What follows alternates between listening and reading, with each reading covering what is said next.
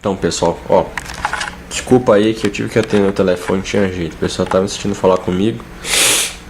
E aí, sabe como é que é, né? Esse estúdio aqui tem secretária, né, pra atender o telefone pra mim. Mas ela faltou. Tá bom? Então, olha só, o que a gente tava falando aqui, né, é o efeito da rotação da Terra sobre o peso de um corpo. Então, isso aqui você teria uma aceleração da gravidade aparente. Tá? Ou seja, não é a real, é a que você sente, tá? Então veja que depende muito do ângulo com que você tá. E uma coisa interessante para isso é que isso aqui ele é usado para você verificar qual o esforço, qual a energia que você necessita para lançar um foguete da superfície da Terra para o espaço. Existem várias bases de lançamento de foguetes em torno do mundo, tá? No entanto, as melhores bases de lançamento são as que estão próximas ao Equador.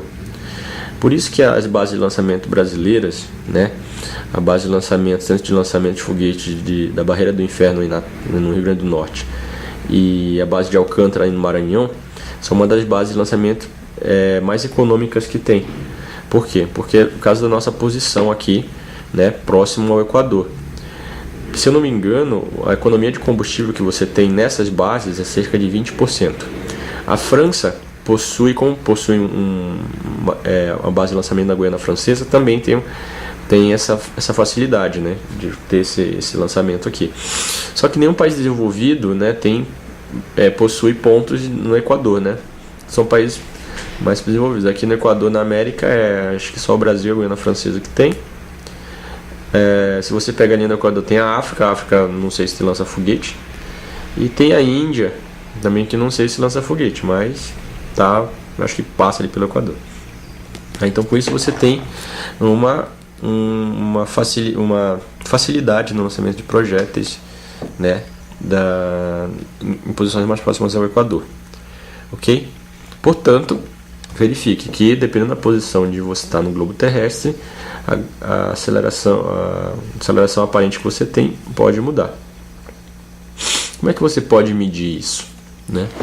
Existem vários meios de você medir, né? Métodos de medição de gravidade, aceleração da gravidade. Tem vários métodos de medição que você pode fazer isso caseiramente na sua casa, mas vai depender muito da precisão dos seus equipamentos, ok? Isso aqui eu fiz isso lá no laboratório de física do ITA no primeiro ano, e trata-se de um experimento do pêndulo, né? Olha só, o pêndulo nada mais é que um fio e um pezinho na ponta, né?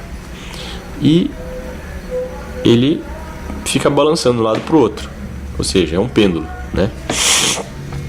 E ele tem um fio de comprimento L, que a gente considera que não vai variar muito. É bom ser de plástico, tá? Porque com variação de temperatura ele aumenta de tamanho, né? Aqui. E aqui você tem a massa. Só que a massa não vai influenciar aqui, tá? O grande lance aqui para você fazer esse experimento é que o L seja muito maior que a amplitude de movimento aqui, tá? Amplitude de movimento. Com isso a gente pode fazer algumas aproximações sobre esse ângulo aqui, né? E a gente descobre que o período que esse pêndulo faz, ou seja, de fazer uma volta completa, é isso aqui. Então é só você arrumar um fio de comprimento bem comprido, um comprimento grande, né? Fazer com que esse ângulo aqui seja pequeno, ou seja, ele não pode ficar balançando muito.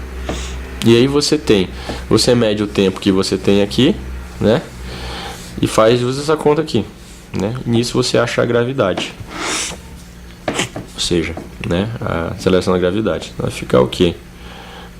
Que isso aqui é igual a T ao quadrado 4π sobre L. Então, só que vai depender muito da precisão do seu cronômetro que você está usando para fazer isso. Lá no item a gente fez lá, né, deu 9,8 lá na posição. Então se você subir no Everest e fizer este experimento, com certeza o valor do período do pêndulo vai ser diferente se você fizer a nível do mar, no no Equador. Ou seja, de São Paulo e as cidades litorâneas é bem próximo, né? Se você estiver no Nordeste, Fortaleza, por exemplo, né? Natal, São Luís, fizer isso na praia, vai dar próximo a 9,8, né?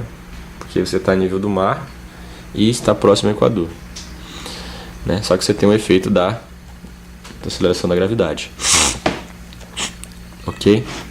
Então qualquer alteração no valor aqui vai impactar diretamente no período do cara. Se, por exemplo, você tem um fio que dilata, né? A dilatação dos materiais, né? De uma dilatação linear, ela é isso aqui, ó. Se ela for linear, proporcional ao comprimento inicial, ao coeficiente de dilatação linear e à variação de temperatura. Então, o comprimento final é o inicial mais a variação. Portanto, isso aqui, ó, vai ser ΔT. E você pode simplificar como... Então, para você ter um cálculo mais aproximado, né? Você pode, se você estiver considerando a variação de comprimento com a temperatura, você tem isso aqui, certo? Ok? Então, uma outra coisa que eu quero falar para vocês em relação a esse problema aqui, ó, tá? É a questão dos referenciais, tá? Vamos falar um pouquinho sobre os referenciais inerciais e não inerciais, certo? O que tem aqui nesse negócio aqui, desse referencial inercial? Referencial inercial ou não inercial é um ponto de onde você observa, né, um determinado fenômeno, ok? E aí você atribui a ele um sistema de coordenadas, no qual você vai medir tudo, né? Ok? Então, se você tem um referencial, você pode medir, por exemplo, que essa estrela aqui, ó, está nesta posição aqui, ó, uma posição X de star, Y de star e Z de star, medida em relação a esse cara aqui, certo? Agora imagina que em relação a esse cara aqui, nós temos um outro rapaz aqui, ó, né? Esse aqui é o observador 1 e esse aqui é o observador 2. Se esse aqui é um outro referencial, ou seja, um outro observador, a gente tem um outro sistema de referência, tá? Vou chamar isso aqui de Y2, X2 e Z2. Aqui de Z1, X1, Y1. E aí ele está a uma posição aqui, ó. Esse é a origem do cara, tá? Em relação a esse. O que ele vai medir é diferente do que esse cara vai medir. Ele vai medir em relação a esse referencial. Então ambos os caras medem coisas diferentes para o mesmo fenômeno, a mesma grandeza, né?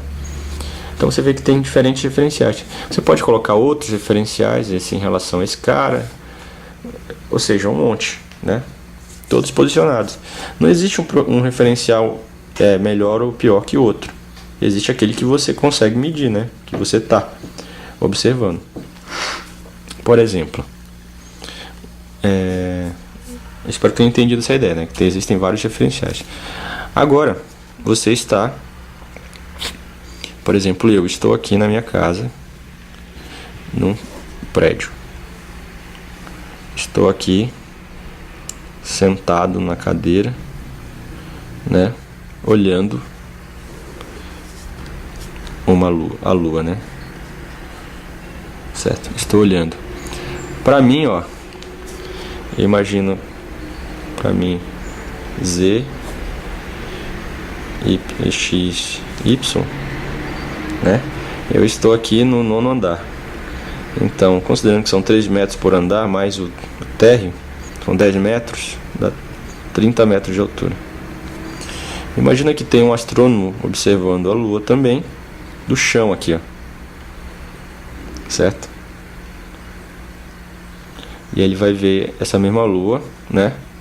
A medida que ele vai dizer, a unidade Z que ele vai medir aqui, ó, vai ser a altura em relação ao chão. Eu já meço, para minha altura, vai ser essa mesma altura, só que a minha medida vai ser H menos 30, certo? Então existe uma correção. Agora imagina, né, que existe uma outra pessoa passando no busão aqui, certo? E ela observa a Lua, né? Ela tá andando, o busão tá andando, né? Uma certa velocidade, tá? Também ela é um observador, ok?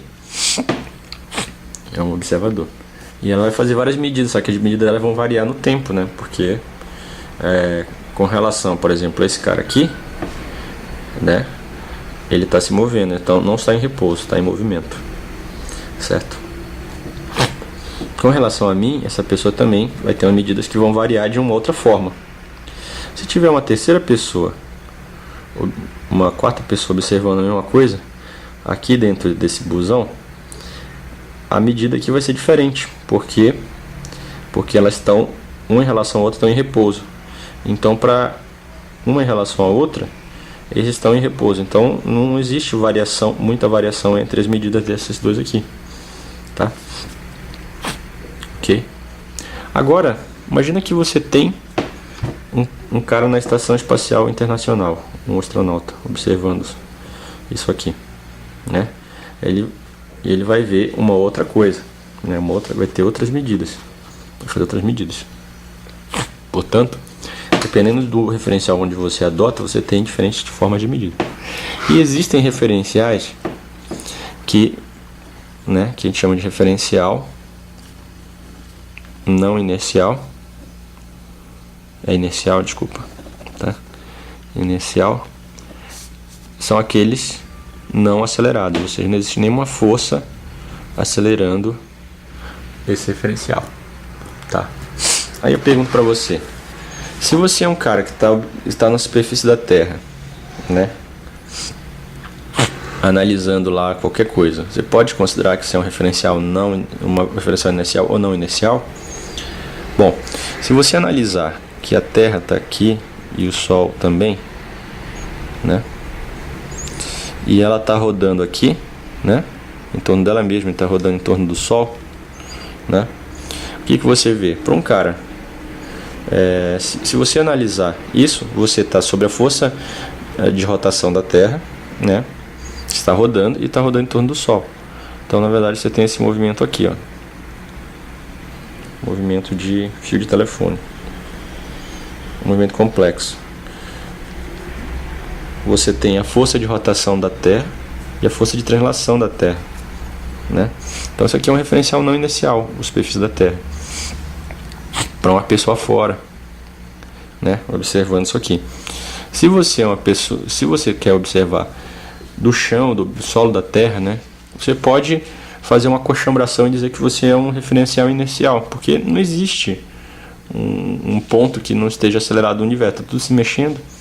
Então, para a gente fazer algumas análises aqui, a gente acaba dizendo que a Terra é um referencial inercial. No entanto, se você observar a partir do espaço, você não pode fazer essa consideração, tá? E o referencial não inercial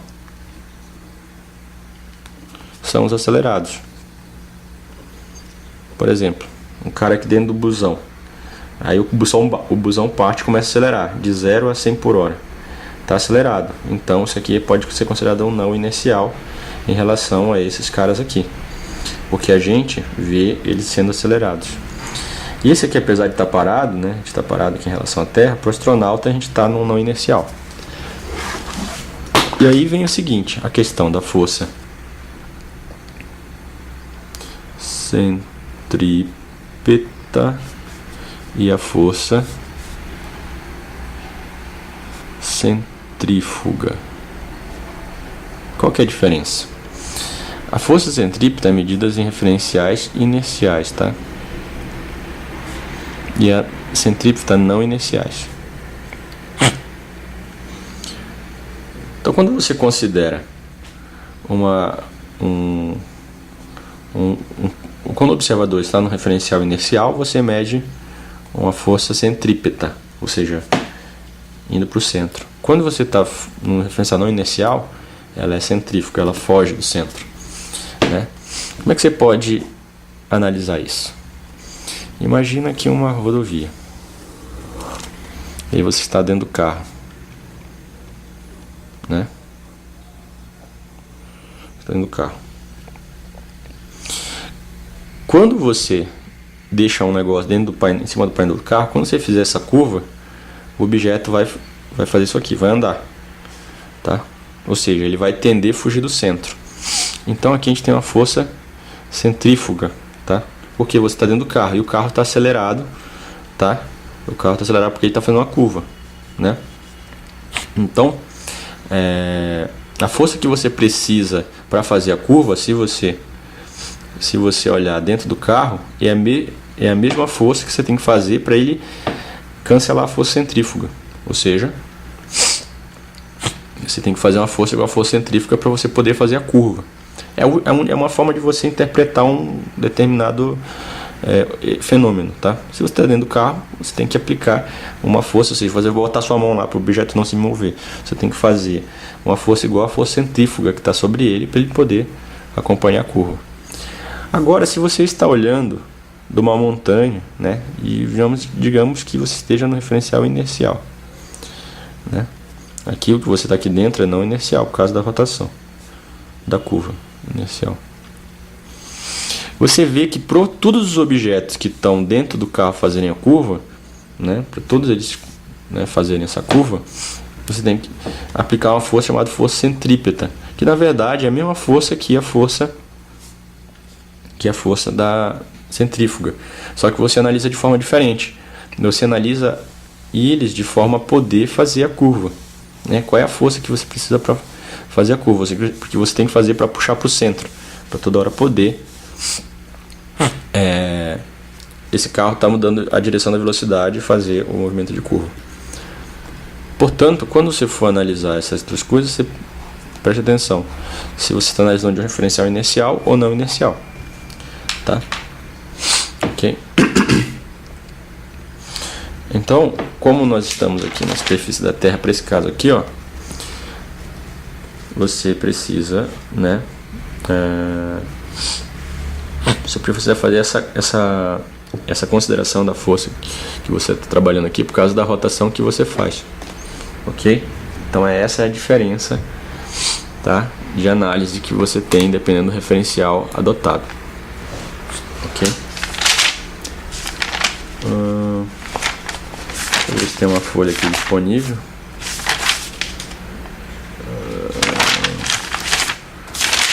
Ó. Aí, tá? Eu vou citar uma coisa aqui para vocês, tá? Com relação a essa questão de referencial. Imagina que você está num elevador. Você foi dopado por uma gangue da máfia chinesa, né?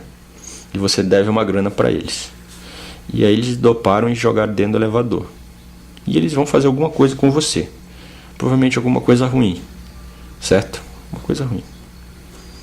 Só que o elevador não tem janela, não tem nada. Você não sabe o que está acontecendo aqui. E não tem luz também lá dentro. Você está no total escuro. Então você está fudido, né? Porque a máfia chinesa deve ser muito escrota.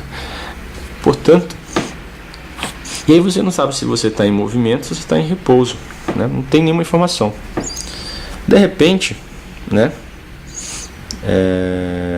Imagina que eles começam a dar um tiro em você, né? A gangue chinesa atira. tum, né? Aí a bala passa de um lado pro outro. E você vê a bala passando, né? Imagina o Matrix, né? A bala passando, assim, tum, passando. Então, você vê que ela fez uma linha reta aqui, né? Observe que, e se você conseguisse medir e ver que não teve variação entre o ponto que ela entrou e o ponto que ela saiu, a altura, você não dá para dizer que teve uma aceleração de gravidade puxando a bola para baixo, porque ela teria que fazer isso aqui, né? Teria que fazer isso, certo? Você iria medir um negócio. Imagina que você mediu e não deu nada, tá? Imagina a bala lenta, né? Matrix. Estamos viajando. Portanto, você não mediu isso aqui. Então, ou seja, é como se você não tivesse nenhuma aceleração da gravidade, né? Não tem nada aqui te puxando para baixo, né? Ou seja, você não pode falar nada. Mas imagina que você estivesse, né? Aqui, ó. E aí você medisse essa distância aqui. Obviamente que se você foi pego pela máfia chinesa, foi dopado e colocado no elevador, você está pouco se fodendo de medir isso aqui. Mas imagina que não tem nada que fazer, então você mediu esse treco aqui. Ok? Então o que você pode dizer? Então temos uma força puxando essa bola para baixo. Certo? Puxando, então fez esse negócio aqui. Com certeza você vai pensar assim, então aqui nós estamos perto de um planeta, né? Que está puxando, está no planeta Terra, né? Está puxando isso aqui. No entanto, imagina, você pode concluir isso. Conclusão A: você. Eu não estou lá no elevador, não. Próximo ao planeta Terra. E o que faz a bola puxar, descer, é o G. Só que, no entanto, você não sabe se você está no espaço sideral ou não. Imagina que você está bem longe do planeta Terra. A máfia chinesa te mandou para o espaço. E o seu elevador está aqui. Mas você não sabe disso. Coitado, está flutuando pelo espaço. E imagina que a influência de qualquer planeta seja desprezível. E aí você está aqui, ó. Bom, você deve ter feito uma coisa muito escrota para a máfia chinesa para te mandar para o espaço, né? Então os planetas estão muito longe aqui. De repente eles te dão um tiro também, né? Ó a viagem, né? E você vê isso aqui, ó, em vez disso. Tá vendo que, porra, pareceu um deslocamento aqui. Então é como se tivesse uma força puxando a bala também para baixo, né? Ou seja, existe alguma coisa puxando. Só que não tem nada. As forças gravitacionais são desprezíveis. Só que alguém fala para você, né? Lá o chinês diz assim: olha, você está no espaço, mas você está subindo com aceleração G. Ou seja, digamos que eles começaram a puxar você com essa velocidade, essa aceleração aqui. Então, o que você pode perceber? Que é a aceleração da gravidade a aceleração para cima causou o mesmo efeito da aceleração gravitacional. Por quê? Porque esse efeito aqui se deve ao fato da aceleração do seu referencial, né? Você vê a bala descer, né? Isso é uma coisa que não dá que você pode considerar, né? O efeito das acelerações dos corpos causando um efeito parecido da gravidade, tá? Ou seja, você fazendo isso aqui descer. Se você tivesse na mesma situação aqui, ó, e visse, por exemplo, a bala subir, ok? Você ia dizer que tem alguma coisa para cima. Você ia dizer que você poderia dizer que você está próximo ao planeta Terra, mas o planeta Terra está acima de você. Ou você pode dizer que você está descendo com uma aceleração igual à da gravidade. Então você percebe que você criou um efeito contrário. Isso aqui dando 25 minutos. Vou ter que fazer um vídeo na sequência. Falou!